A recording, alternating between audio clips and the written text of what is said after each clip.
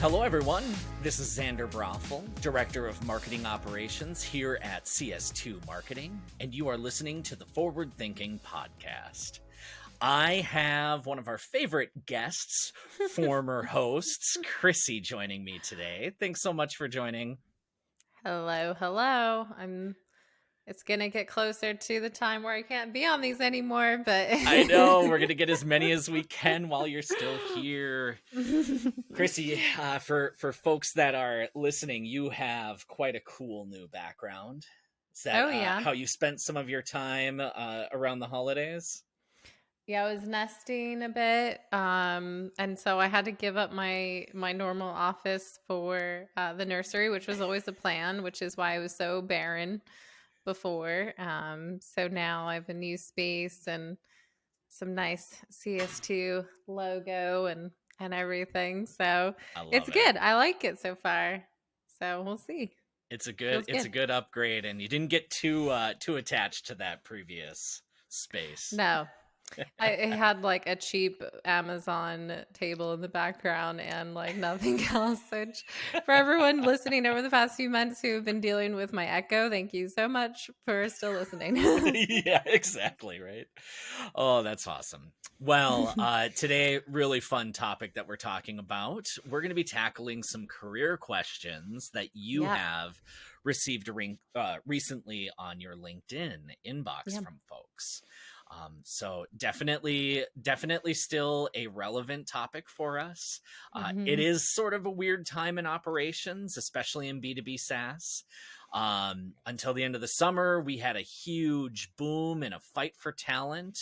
And now things have turned really quickly. But, there's still plenty of opportunities out there, and people who are maybe looking to get in after being laid off or having hiring freezes or just trying to figure out what's next for my career. So we find that operations is a great place to be. I know personally for me, I made a shift from non-marketing into marketing, so really looking forward to the topic today. Definitely it's a weird time. I mean, even this morning, like Salesforce announced like a big layoff again, like 10% of their staff. And so I think we're still kind of a little bit in the thick of it, but then you also see some like places are hiring or some folks are kind of using this time to think about what's my next kind of move for my career, especially if they feel like they're in a spot where maybe it feels like they're going down a path that doesn't have so much, I don't know, security or even like something that suits them too. So some people are also thinking career path changes. So yeah, the questions that we have that I've gotten literally from real people, I've already responded to them, but I'm going to send them this episode. But I think are very top of mind, not just for them, but for other folks. I'm excited to dive into them. That's awesome. Yes, thank you. So let's kick off with question number one, very close to your heart, I am sure. Can you share any of your learnings that you've had starting a consulting practice? If there's any advice that you can share on best practices, pricing packages, or anything like that, would be amazing. Yeah. So I feel like this is a very layered, so I'm going to take it from like different approaches, but I will say that one thing that people should just do, but also continue to do, is just really think about like your network. And I think a lot of the times people get a sense of like, okay, in order to do networking, I have to go to events, I have to be meeting people, I need to do coffee chats and things like that. And I think that's one way you can do it. And I suggest people find communities even now, which make it a lot easier to connect outside of, in-person events, which we don't have as many as we used to. But I think even just thinking about how you interact with people at your current role and job is a great way to leave a lasting impact on people in your network that can be really valuable that you can tap into. And I will say, when Charlie and I first decided to start CS2, it was kind of for me at a pinnacle of like, okay, well, um, I'm just going to look back at my network and see if there's any interest in people working with us and people that are familiar with my work. And I was really lucky that I had, it's hard to say this, but like I worked hard, you know, I feel like I connect with people. I always loved working cross-functionally with folks. You know, if I was taking the train to work and it was the SDR manager, I would be meeting with her, trying to get a sense for like, what are her goals and needs. And um, I was just very much interested in just connecting with people internally and externally too. But I think it's a great place internally where you can kind of, people will remember you and know you for your work. And so I think that is just a great thing to do as you're building up your career, especially if you think one day, oh, I want to get into consulting or start a practice, because that is, let's be honest, selling is hard. Like trying to sell yourself and your services, and especially now when budgets are tight, people will go based on recommendation, referrals. It's just how they're buying, you know, tools these days. And so from day one, I reached out to a lot of folks in my network and built a book of business just off that alone, because I was able to have a lot of folks, you know, vouch for me and say, oh yeah, I am interested, or I would love that, or actually I know this person who could be interested. And so and a lot of those connections were just old coworkers that I worked with and maybe moved on to new companies. And so I definitely think, you know, sometimes it can be hard too when you're working internally with folks. I think some people don't realize the impact that they make on people, and also just trying to win people over, which you don't want to be forced. You want to be, one, if you're not happy with what you're doing, you probably shouldn't be doing it. But if you can be a kind of like a positive force within your role, people will remember that. People remember, oh, you know, Xander helped me with XYZ. And then someone comes to them one day, oh, hey, we're having this issue with, you know, life cycle. Oh, I know someone who could be great for that. Maybe you connect with them. And so even if you're not even in consulting, sometimes people will even just remember you for the work that you did and Oh yeah. and connect you. So I think that is like my first thing, because if you're thinking about going into consulting now and you do have a strong network, that's the first place I would start, is really like put your feelers out there, connect with folks again, see if there's interest for freelancing or contracted work, and then have those discussions. Yeah, so that's the first thing. Beyond that, I will say, as far as like packaging your services, and we have a great podcast on this in our archives with Courtney and Grant Gregorian, and they used to have a podcast geared toward consultants, but we have an episode on it, so we can maybe link to that. But yeah, that'd be great. So I think it's trying to figure out what makes sense for you. I think when you are an independent consultant, I don't think you can compare yourself to an agency. So I want to make that kind of really clear, because you don't have a lot of the same resources, expertise, and everything like that like a full service team would. And so you might have to think about, okay, when I'm going to price my work, I might not be as expensive as an agency, but that could be appealing to some folks. Maybe they just want someone who's a little bit cheaper, but someone who can help them get things done. You also have to remember that your skill set might be limited compared to what another agency would be. So taking on certain projects, I would definitely be really clear with your clients of like, what are your services? What can you take on? And don't be too broad and say yes to everything, because if you do that, you're going to set yourself up for failure. And I will say I've learned that before. At the beginning of CS2, clients we saw needed web development, and then we did it. That's not what we do now. No, definitely not. um, and we built websites and everything was great, but you end up having to tap into maybe some resources that you're just not comfortable with, and subcontractors and things like that. So even if you are a small team and not even just on your own, so I say, think when it thinks about your pricing, maybe, talk to a few other consultants, see what the going rate is for the type of work that you're doing, but also know that don't try and compare it to like an agency who has a full service team and multiple people work on the account and a lot of deep expertise as well, because there's added costs there too Yeah. for running a full business versus being just like an individual contributor. And then the last thing I would say is think about not just signing on for just a loose contract, but try and have kind of a retainer model or retained hours, because the easiest thing for building up a book of business is having an idea of what your recurring revenue is going to be. And like I said, selling is hard. So if you're going to have to do marketing or selling, stuff like that, you don't know what your revenue is going to be like a month from now, that is a lot of stress.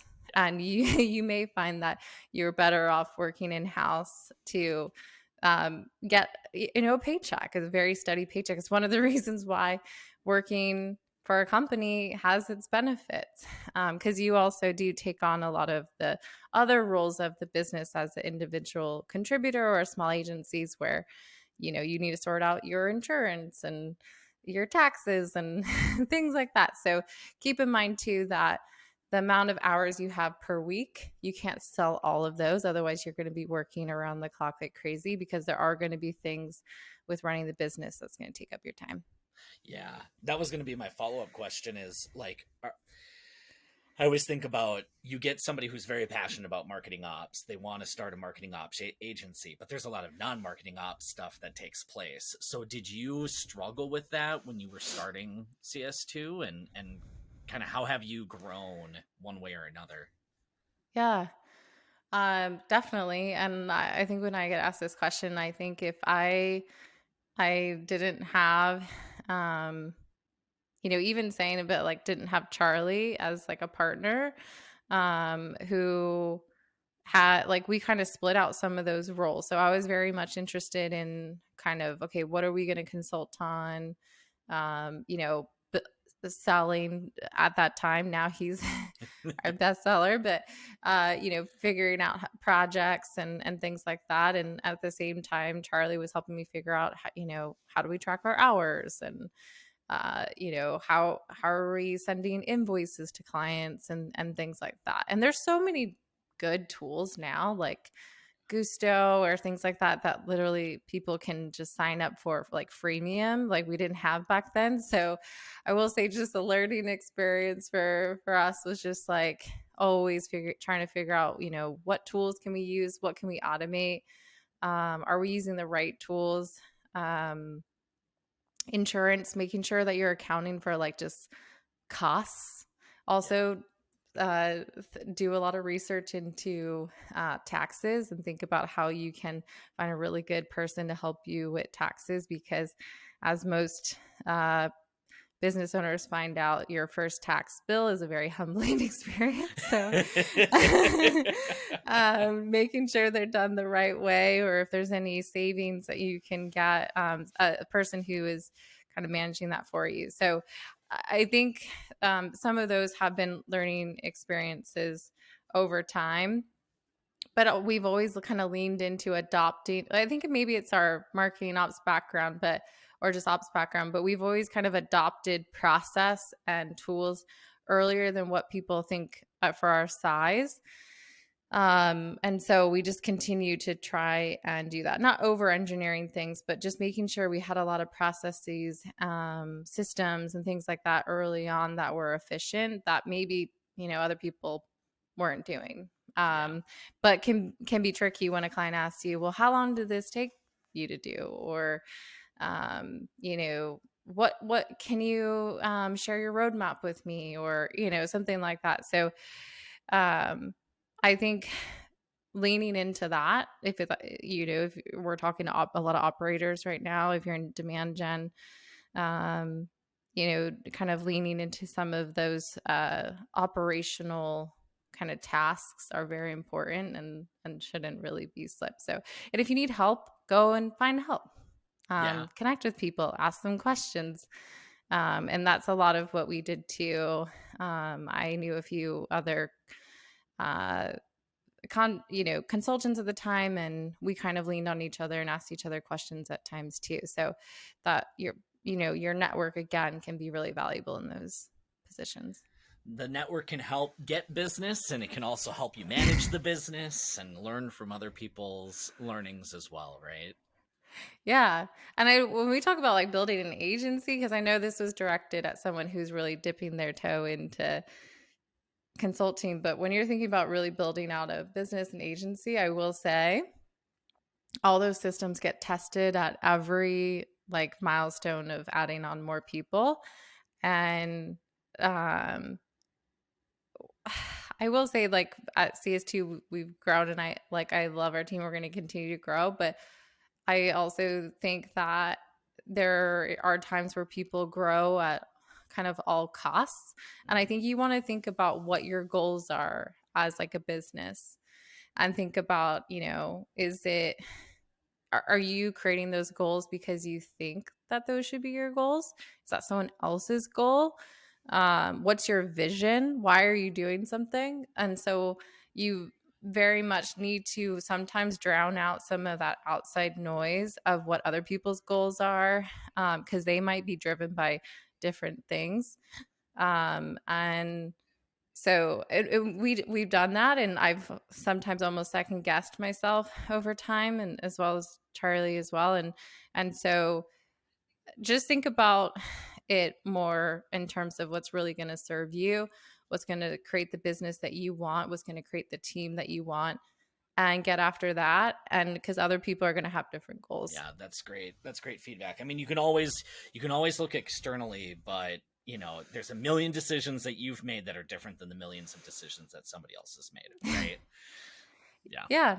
And they might like seem from the outside like they're making better decisions, but you never know. Like some businesses that are really like growing are not growing anymore, or they're half the size, and think about the impacts on that. So yes, in some ways, like listen to yourself, stick to your guns. And if you're also thinking about going to consulting on your own, you want to think about all the other things in your life too that might be reasons and motivations for doing it. But you want to make sure you can align to that, and do the best case scenario. So if you have like a family and there's a lot of risk involved and things like that, it might not be the best time. Mm-hmm. But if you can guarantee you can meet like your minimum expenses that you have at least to start, and you feel like there's an upside for growth, then maybe that is a good time. But the initial phase can be pretty challenging, especially if you still want to also give a lot of time to other things in your life, like personal endeavors or your family and things like that. Sometimes it takes a little bit longer, but sometimes not. Sometimes it suits that, especially for moms. If you're looking to try and get half-time work, it could be a good thing because you can take on maybe one client and then still meet your goals. So it's very, very much tied to the individual and what their goals are. Fantastic. Thank you for sharing all of that. Really valuable input. Not all of us have an opportunity to start our own business or our own practice. And what I will say, as somebody who works for your practice and works for your company, like the very purposeful and thoughtful approach to growth that you have had is something that I think a lot of companies could learn from, and a lot of leaders could learn from, because you've always focused on, making it a great place to work, making it a great experience for the customer, and not just grow at all costs. And we've all been a part of those experiences with teams that grow too fast, and you feel all of the pains. And we definitely work really hard to not have those pains felt by our customers, for sure. Oh yeah, yeah. And I think it starts with like like I said, if you start your business with certain goals in mind, I think ours, we were like, we know that we wanted to create a place where people can just do good work and not have some of the stresses that come with like some other environments. And yes, it's you're not it doesn't mean your job is not going to be a little bit stressful. Like everything in life can be a little bit stressful, but just trying to limit that. And so if you just if you start that with that mission, I think it can be really easy, a lot easier to like maintain and not get straight away unless you have kind of like a good kind of vision and goal to That's start. awesome. So, but Yeah, thank you, yeah, Xander. of course. Running a consulting agency is not for everybody. The next question that we have is a really good one as well. This person asks, my brother is looking at changing careers and getting into operations. He just got his Salesforce administrator certificate, but it looks like all jobs out there, even entry level, are requiring previous experience. Do you have any advice for him? Yeah, and I have a lot of sympathy for him as well because it is a very real issue. I think companies, especially right now, they don't want, it's hard for them to take a chance on kind of like entry level people, especially in ops, because they know, well, you don't learn this in college, like most of the time. And so what they're looking for is like, oh, we need someone with a bit of a resume. And so, back in the day, or at least when I started, you would go down like an internship route and maybe do like more of a general role. And I kind of, like many people, just found myself in more of an operating role and demand gen role. And so, it can feel tricky when you're like, well, how do I make a break? Like, like, is it impossible? And so I think my feedback for this, I think one thing that he's already done is taken a step to get a certification, which is great, especially like a Salesforce certification. For those who are on the marketing side, there are some certifications that are more easier to get than others, especially on the HubSpot side. So I always tell people like, hey, if you're interested in marketing automation, start out looking at HubSpot. Like go. They have a lot of resources. They're free. You can, even if you want to pay for an instance, it's very cheap, but you can get kind of like free versions. But if you really want to start like testing and using it yourself, I don't know, like come up with like a little like fake business or something even, and do scenarios or create emails for yourself, send out your holiday card, whatever. Like there's a lot of like fun things you can do to test it out. But they have a lot of free resources, training and certifications, which all of that is great to add to your resume. And then think about how you can maybe add that to like practical projects. So some companies might be interested in kind of like an internship or kind of like a assist or help on certain projects. Agencies are always kind of very interested in some younger talent who maybe even have like a base, because then they have like the training materials or programs involved, especially larger agencies. Yeah. And so I definitely suggest kind of reaching out to those. If you're not sure if it's the right fit, you can even say like, hey, I would be interested in helping out on a few projects. You can't charge the same like rate that like someone with experience would, but at least you can then build up some experience and see, oh, maybe I like working at this agency, or maybe this agency isn't right for me, but I like the type of work, and I can then add some of this and get like a that experience with real life companies. And so I think trying to be open to taking a step down to take a step up is what I would say in this situation. So that might mean doing kind of like an internship or contract to hire type of situation, and don't expect to just get hired for a full-time job like out the gate, especially in this market. Yeah. But there could be some roles, especially more junior roles, but know that you might have to put in a little bit of time, especially maybe not getting paid the same amount as you would if you're doing like a second life, if you were getting paid really well before. But know that if you work hard and if you really like it and you do well, there could be an expedited upside. I think employers, if they're smart, they're always going to see where people are trying hard and where there's talent, and they're going to like reward that. And so if you're really dedicated, I would say like go for it. Yeah. You know, do what you can. And you may be able to expedite, you know, a promotion faster than maybe some others would in another job, especially when you're always kind of reinvesting in yourself. I'll say from experience, I did a lot of that early on in my career. It was a little bit easier back then. I was single. I had no kids. But I would take my weekends and train myself on tools and certain things, and when there wasn't a lot of resources out there. And so, yeah, it might be just there's a lot of communities, you know, tap into those, just be a sponge, and be okay with taking on smaller jobs and roles in order to get the big one. Yeah, it's an investment. You're investing in the certification, you're investing in the career, but you know, there is a lot of potential growth there. So if it's right, I absolutely agree. Like take that opportunity. No manager is going to see like moving down to move up as a bad thing, right? Yeah. I mean, you had a little bit of like a second life, Sander. So how did you kind of like Yeah. I make the mean, I switch? was managing a support team of 14 people, and I remember having a Yeah. conversation with this person was the vice president of the product team, and I said, "Hey, I kind of want to move over into IT, but I'm going to have to kind of go back down." And that was his advice. I would never look down on somebody going backwards to go upwards.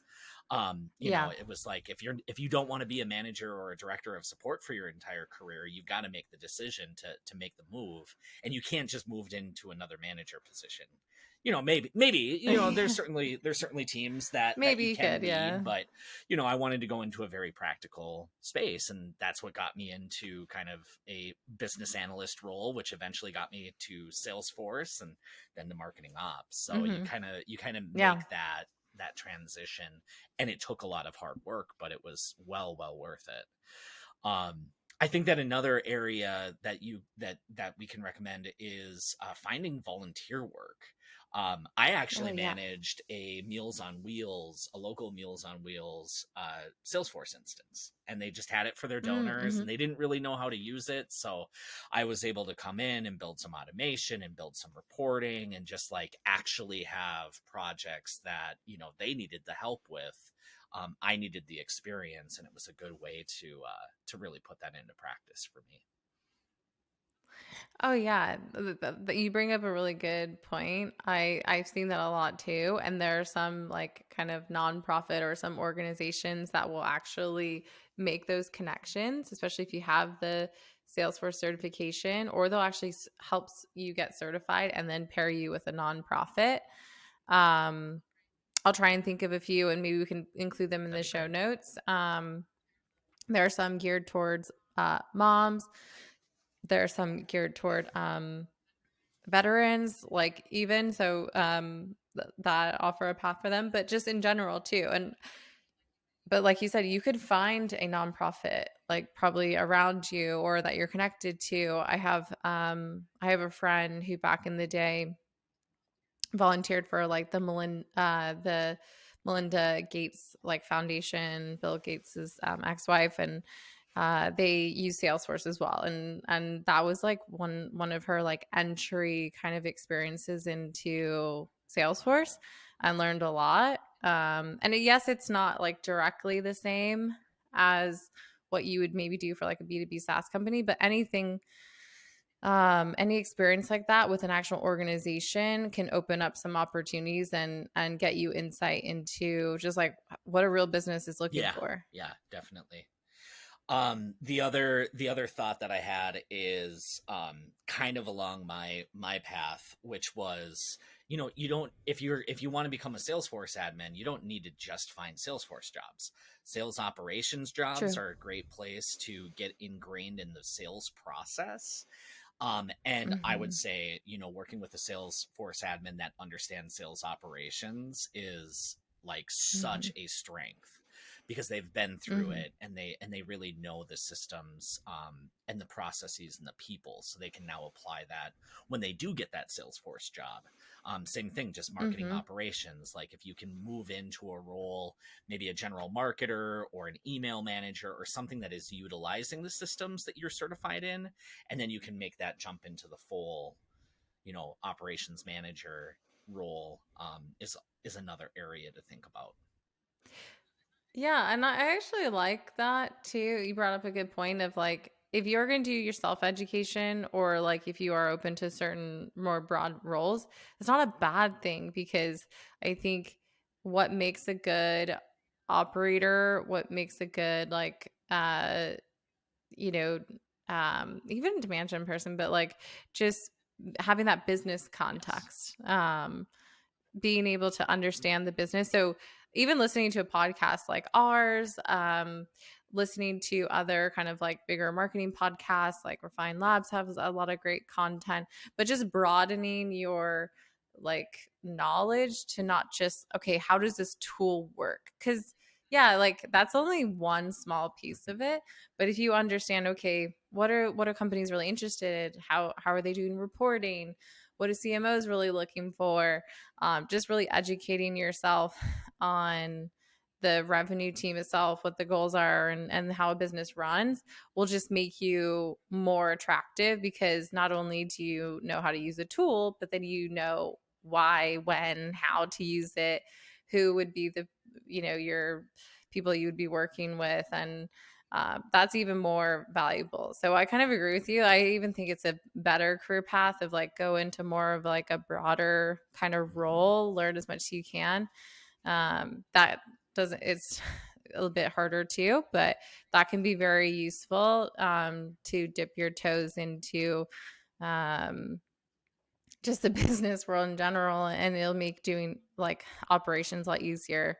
I think when we find that some operators have tunnel vision, they where they're only like trying to be good at using a tool, you can actually stifle your career, I think. Yeah, I mean, how many times do we get into a room and we're talking about requirements, and if you don't understand like the business process and the best practice or better practice maybe, um you just say yes to everything without realizing, Yeah. should I be doing this? And there's a big difference between can I do it and should I do it, and you only know if you should through that experience. So I think it's a good place to 100%.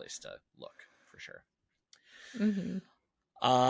So question number 3, and this is our final question that we had on the LinkedIn side, is I'm trying to pivot my career from marketing in the travel industry to marketing in the tech industry. So an industry shift.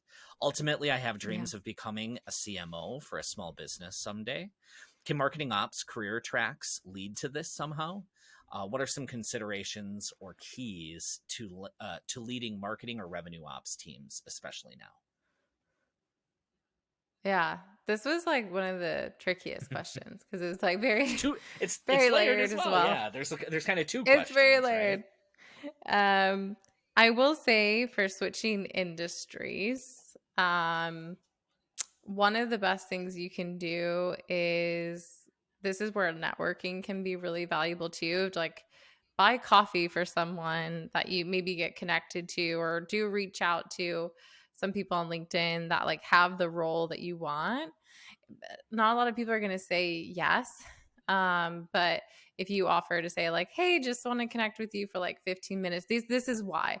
Like, I think the problem with like, you need to make it very clear that like, you're not trying to just get stuff from them. You're not a salesperson. And if anything, if you could offer up or try and figure out a mutual benefit for, you know, them, like if they know someone that you already know or something like that, then that would be Hmm. useful. But just I think hearing about another person's role that you're trying to switch to compare to your own is really useful because there might be just some slight differences between a tech environment versus like a travel environment. But I will say that probably not, probably not Yeah. huge, huge differences. The only difference might be for business to consumer, there's just some extra considerations versus B2B, where the scale is different. The tools that maybe you're using are a little bit different. But there could be some things that translate well. If it's completely different, then you might find, okay, maybe this is going to mean I need to, like you said, take a step back into maybe a different kind of role first than going straight into like, I'm going to be a leader at this company and now I'm going to be a leader at this company. And I've actually seen some people in my network do that where they're like in more of a B2C role and they're interested of getting into B2B, and instead of going to another VP role, they took a step down because they wanted to just really get back into more of an IC role and understand how a tech company worked, especially startups. But then there's still a path to grow, which a startup sometimes will look for. They might be like, okay, well, right now we can hire you as a director, but maybe in the future you can go back to being a VP, and they might be more interested. So it might mean doing a little bit of like some level setting there, especially if you're changing industries. As far as like the goal to be a CMO from like an operator kind of leader role or operations leader, I think this is like more well positioned now, and it'd be interesting to hear what you think too, Xander. But I think before we didn't even really see leaders of operations, so it's hard to say like, oh, is there a path? I don't know. Just because it was so new. And a lot of the time CMOs just ended up managing those teams. But I will say, and then operations has evolved. It used to be like, oh, this is the team that manages like your email tool or something or whatnot. So, but now like operations, if done well, if you're focused on kind of the whole like growth architecture for the revenue team, which is kind of like where CS2 focuses on, not just marketing ops, but really like how are we supporting the whole like growth function. That can be really valuable because you know the inside and out. Yeah. Like the strategy part can sometimes be the easiest, but the hard parts are like, okay, how are our teams going to be aligned? How are they going to be gold? How are they going to be measured? What type of measurement and analytics do we need? And let's be honest, once you become a CMO, a big part of your job is hiring, measuring your team's performance, and setting goals and making final decisions based on those things. How much resources you have, you know, what tools you have, and like how much budget you have, and then aligning that to your goals. So that's a CMO's job in a sense. And then a lot of times then you're just building decks to prove out why you made all those decisions. right. It's a lot of communication and relationship building across the org. Right. And so I think marketing ops also, like you said, you're working with or CMOs are working with people across the org, but you have a lot of insight into how the whole revenue function works, which is why I say focus on the business side. And so if you're only leading like an operations team and just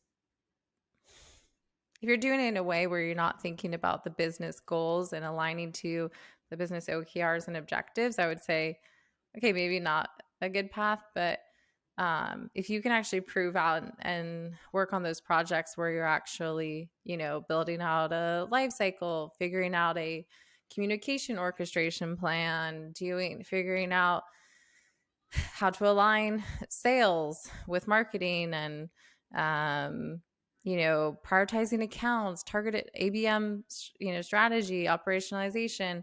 Those are all like operators are kind of being tapped to do, but bridge the line between operations, strategy, analytics. And we definitely suggest kind of focusing on all three. And so if you can build out a career doing that with your operations team, I think you're well suited to become a CMO. Or at minimum, we might find that it's not even a CMO. It's just going to be like a chief, you know, marketing operations officer. Like we'll maybe see more of those, or a chief revenue operations officer, or leading a RevOps team, which I have like some opinions on whether it should. But Um, but I think that there's opportunity, but I think being able to prove out and balance that you're able to do like both, where you're focusing on the business objectives, you're very much like educated on creating, reporting, analytics, figuring out how to make better decisions for the marketing team, and then how the whole team and revenue function can really operate well and create a great customer Yeah. experience, which is at the end of the day, like the biggest goal, customer experience and revenue, generating more deals. Then yeah, I think there's room for that for sure. Yeah, I mean, I think especially as CMOs become more data oriented, metrics oriented, you have teams to do the creative side, and there's certainly marketing ops people that are creative people as well. But I think that Yeah. that's probably where a lot of folks didn't see marketing ops moving into a CMO role, is because, like, well, you're not doing the Yeah. marketing, you're not creating the events or creating the collateral or doing that sort of thing, but it's so much more geared toward, I mean, a CMO is spending as much time on operations sometimes as the marketing operations person. So it's so Totally. ingrained now that I think that there is a path. But you have to ask yourself, why do you want to become a CMO? There Yeah. is nothing wrong with being a MOPS director, VP. There's nothing wrong with being a MOPS manager for your entire career, because as long as you're doing the tasks and working on the work that brings you joy, that's awesome. And I think that sometimes we always just Hmm. think like, oh, I have to climb to the next thing and the next thing, and sometimes you want to, but really check on like what's driving that desire. If it's to lead a marketing team, I think that a MOPS leader can absolutely do that. If it's because you think that that's the only the only trajectory to do within marketing, take some time to figure out like what is it that is really driving you to MOPS. um, there's a Yeah. multitude of opportunities, and we're working with some people who have made that move. Some of my clients are Totally. people who used to do MOPS and are now leading as the CMO of an organization, which is so cool to see. And I don't think that we Hmm. we necessarily expected that when it was, oh, you're the email automation person. It's grown to Hmm. be so much more than that. Totally. And I think it's like trying to understand what the company's looking for. Some really want a brand focused Mm-hmm. CMO. Some want one who's more focused on the actual like planning and analytics and making and being very much data driven, um, along with kind of signing off. And I will say, like the creative side that you're talking about, for a lot of us, we've started in demand gen roles, creating campaigns, working in campaign execution at the very beginning.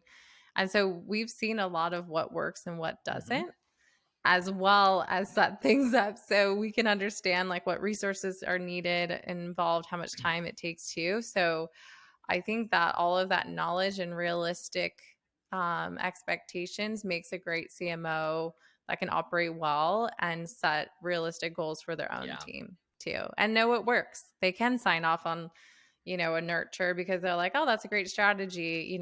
I've seen that work really well, or I could see that work really well. I know how to, I know how we can measure Yeah. that. And just to kind of follow up on that, I think that there's another big piece of the CMO role is just understanding the business and understanding how to communicate what they're doing to the business. CMOs that I Mm-hmm. find to be very effective are the ones that can go toe to toe with the CFO and defend their budget, defend their metrics and their results. So, that's a unique position that we have in MOPS, is oftentimes we are working with sales operations, we're working with finance, we're doing annual planning, all of those sorts of things. The more times that you can be responsible for setting up the QBR or being responsible for setting up the annual plans, those are all skills and experiences that you're bringing to the table as a future CMO. So don't shy away from Yeah. that strategic side, in favor of saying, well, that's somebody else's job. Totally. If this is really resonating with you right now too, and you want to kind of see a conversation, please go back and listen to our past podcast. One with a guest, Jason Whiteup, who is a VP of marketing at metadata.io. He now is kind of in a CMO-ish type of position and has a background in ops. we also have one with a longtime client and friend, Leah Allen, talking about analytics specifically. So it is a bit deeper in the archives, but she's a great person to connect to as well, who's now currently a CMO. So, but just another few great listens to kind of get into the mind of someone who's kind of made those career paths for themselves. Awesome. Chrissy, any other just closing thoughts? If I had a 30-second coffee break with you, what would you want to leave me with from a career perspective?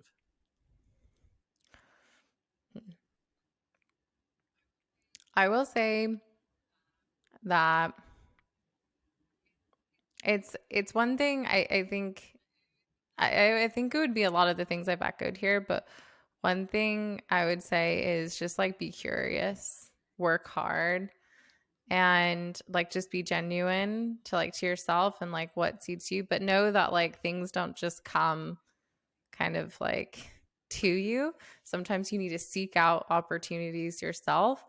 Be the manager of yourself, manage up. So a lot of people will like be like, oh, my career's so stifled, my boss isn't doing XYZ. Well, your boss isn't there to do XYZ for you in some cases, or don't bank on it. So don't look at like your career or with some of the layoffs, like, yes, that's a hit to your ego. And I feel for all the people that are going through this right now. But just use that as some inspiration to think about, okay, how can I then network a bit more with some folks, really put my feelers out there and be vulnerable, but work hard, but also don't work too hard, but work hard and work smart. And know that like you can make paths for yourself, you can make changes. And there's a lot of like opportunities out there that can just be found through your own kind of hard work and motivation and self-improvement. And I think in some cases, especially people entering the market in the last few years, maybe didn't see what like it was a little bit easier, and now we're feeling this again for folks like I think probably yourself and myself. Like when we entered the job market, it was hard. We're coming off a recession and you had to kind of,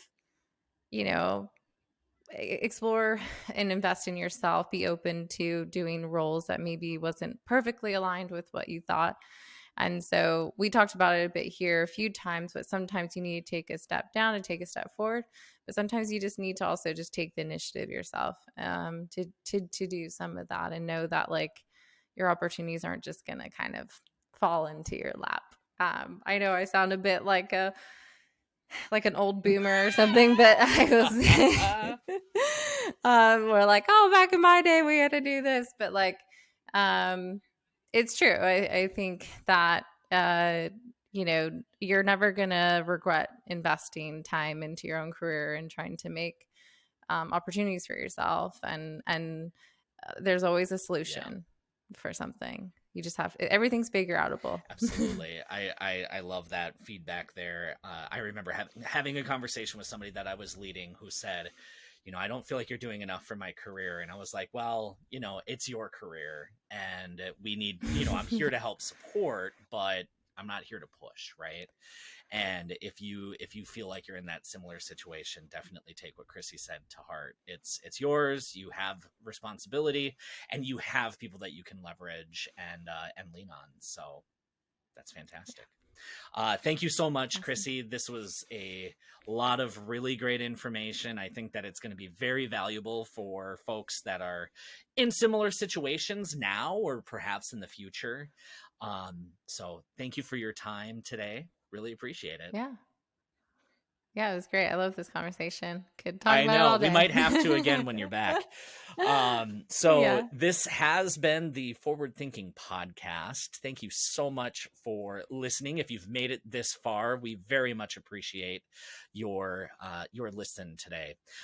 Please do give us a review if you have not already, and share this with a friend. Share this with a friend who is either looking for something, or maybe share this with somebody who is looking to hire.